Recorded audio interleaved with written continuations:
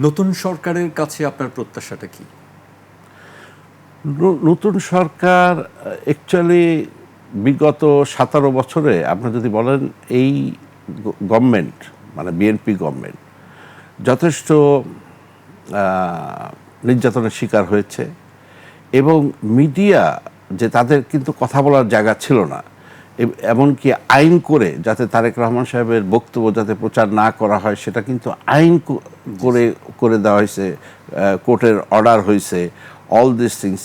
সুতরাং সেখানে আমার মনে হয় বিএনপি আগে বুঝবে যে অ্যাকচুয়ালি বাক স্বাধীনতাটা প্রয়োজন, গণতন্ত্রের জন্য প্রয়োজন। এবং আমি মনে করি যে বিএনপি এখন পর্যন্ত যতদূর দেখা যাচ্ছে তারা কিন্তু বাক স্বাধীনতার পক্ষে, ফ্রি মিডিয়ার পক্ষে। সেটা কিন্তু তারেক রহমান সাহেব নিজেও বলেছেন। উনি বলেছেন যে না, আমরা এই মানে স্বাধীনতা, মিডিয়ার স্বাধীনতা চাই, মিডিয়ার ব্যাপারে আমরা কোনো রকম কোনো হস্তক্ষেপ করতে চাই না, এটা তার স্টেটমেন্ট।